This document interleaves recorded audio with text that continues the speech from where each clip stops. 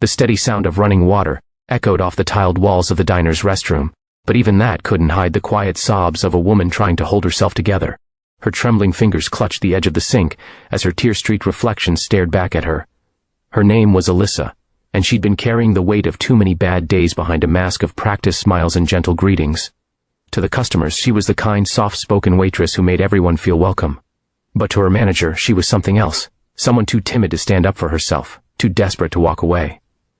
That morning had started like any other, the scent of coffee drifting through the air, the chatter of regulars, the clinking of plates. But beneath that familiar rhythm, tension was quietly building. Alyssa's manager, Mark Ellison, a man with slicked-back hair and an ego larger than the diner itself, had been barking orders since sunrise. He was the kind of man who mistook intimidation for leadership and fear for respect. When Alyssa accidentally spilled a few drops of coffee on his expensive shirt, the whole diner fell silent. His expression hardened, his jaw clenched, and humiliation became his weapon. Without a word, he ordered her to follow him. Straight into the staff bathroom. Every employee exchanged uneasy glances, but no one dared to interfere. Alyssa obeyed, her pulse quickening as the sharp click of his shoes echoed against the floor tiles. Inside, his temper erupted. His voice rose, filling the cramped room with venomous words. Careless, stupid, worthless. When she tried to apologize, his hand suddenly gripped her collar, pressing her back against the cold white wall. If you believe no one deserves to be treated this way, if you stand for kindness, courage, and second chances, take a moment to like, comment, share, and subscribe to Stories of Kindness, because stories like this remind us of what truly matters, standing up for what's right, even when you stand alone. Alyssa gasped, struggling to push his hand away. Fear clawed at her chest, but she refused to cry. Her thoughts went to her husband, Evan, a Navy SEAL who had been deployed for years.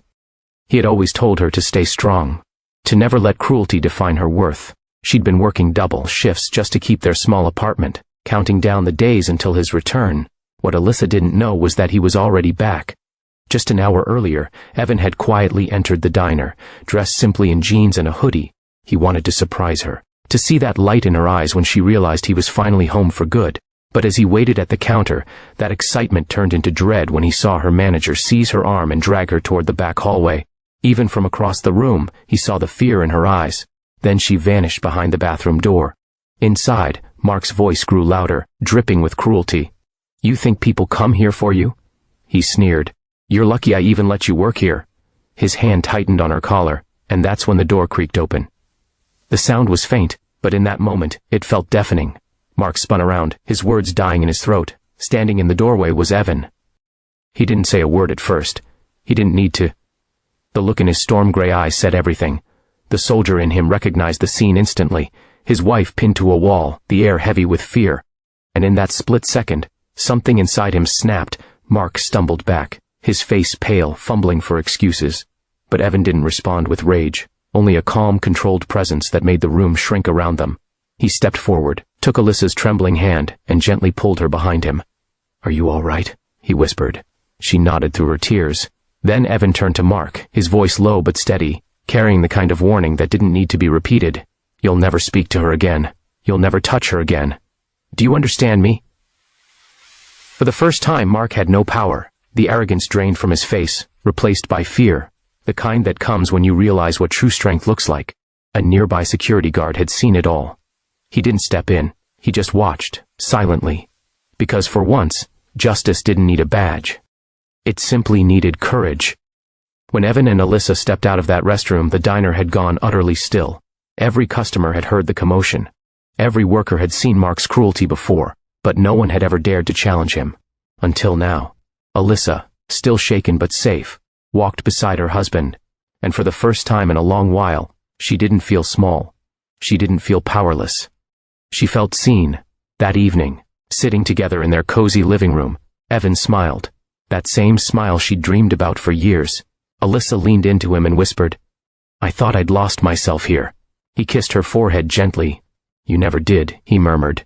"You just needed someone to remind you how strong you already are." The next day, word spread quickly. The manager who had belittled his staff for years was fired. The diner's owner publicly apologized to Alyssa and offered her a higher position. Not out of pity, but out of respect. She didn't just survive that day. She rose from it. Months later, Alyssa opened her own cafe, a warm, inviting place she named Second Chance Diner. She promised that no one under her roof would ever feel small or scared again. People came not just for the food, but for the feeling, that sense of kindness that lingered in every smile, every word, every act of care. Because Alyssa knew what it was like to lose her smile. And she swore she'd never let that happen to anyone else. If this story touched your heart, if you believe kindness is true strength, and standing up for others still matters, please like, share, and subscribe to Stories of Kindness.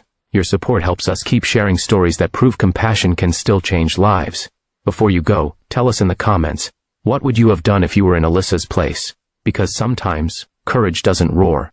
Sometimes, it's the quiet voice that whispers. This ends today, and that day, in a small diner bathroom, kindness and courage walked back in, hand in hand.